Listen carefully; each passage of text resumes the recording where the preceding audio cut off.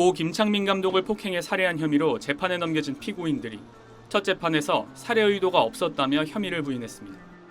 의정부지법 남양주지원은 오늘 살인과 장애인복지법 위반 혐의로 구속 기소된 피고인 이모 씨와 임모 씨에 대한 1차 공판을 열었습니다.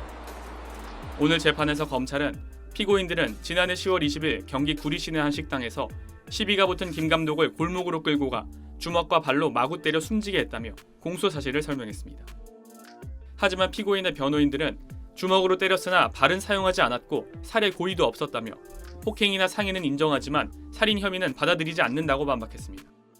이어서 피고인들이 발달장애 아들이 보는 앞에서 김 감독을 폭행해 정서적 학대를 가했다는 혐의에 대해선 당시 김 감독의 아들에게 장애가 있는 것을 알지 못했거나 목격을 인지하지 못했다고 주장했습니다. 그러면서 식당 주인과 직원 등 3명을 증인으로 신청했습니다. 당초 사건은 상해치사 혐의로 송치됐지만 검찰이 보완 수사를 통해 폭행 당시 이들이 김 감독의 사망을 예견했다고 판단해 살인죄를 적용했기 때문에 이번 사건 재판에선 살해 고의 여부가 쟁점이 될 전망입니다. 현재 피고인 이모 씨는 김 감독을 주먹으로 3, 4회 때린 사실만 인정하고 나머지 혐의는 부인하고 있고 또 다른 피고인 임모 씨는 이모 씨와 김 감독을 분리하고자 잡아 끌었다고 주장하고 있습니다. 오늘 재판은 숨진 김 감독의 아버지도 방청했는데 김 감독의 아버지는 피고인들이 혐의를 모두 부인했는데 변호인과 상의해 대응할 것이라고 말했습니다. 다음 재판은 다음 달 9일 열릴 예정입니다. SBS 김태원입니다. 고 김창민 감독을 때려 숨지게 한 피의자 2명이 김 감독이 숨진 지 반년 만에 결국 구속됐습니다.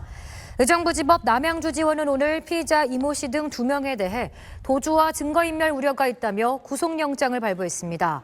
이 씨 등은 지난해 10월 경기 구리시 한 식당에서 소음 문제로 다투던 김 감독을 마구 때려 숨지게 한 혐의를 받고 있습니다.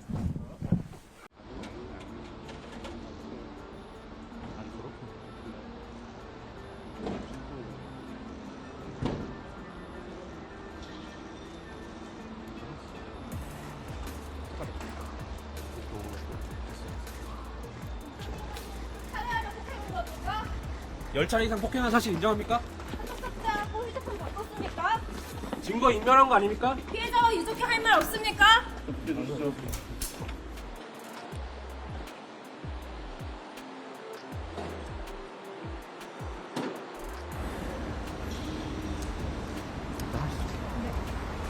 잠깐만.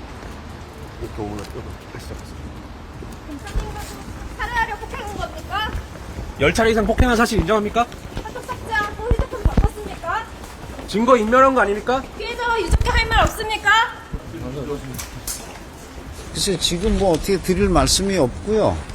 가서 그 결과 그 내용을 한번 보고 전화 나올 때 뭐 말씀드릴 수 있습니다. 지금은 뭐 어떤 말씀을 드릴 게 없는데요.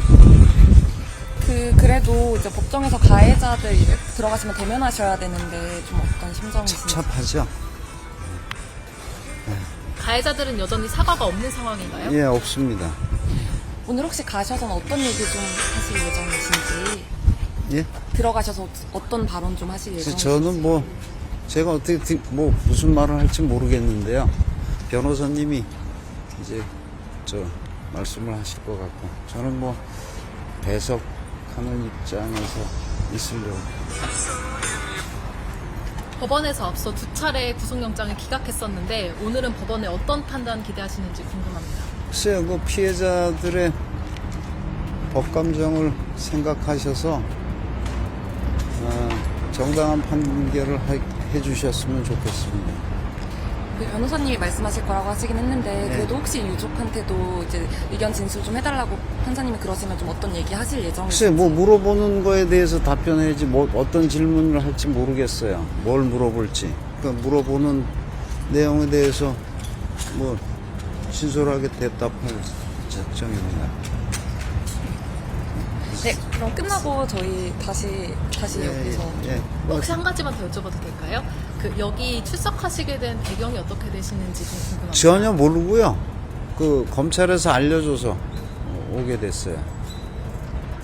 검찰에서 나오라고 출석을 통보한 건가요? 검찰에서 5월 4일 날 10시 반 208호 법정에서 실질 심사가 있으니 참석하라 그런 연락 받고 오게 된 거예요. 다른 건 없습니다. 지금 다 시간. 네, 알겠습니다. 그, 아버님 마치실 때도 여기로 나와 주실 거죠? 네, 알겠습니다.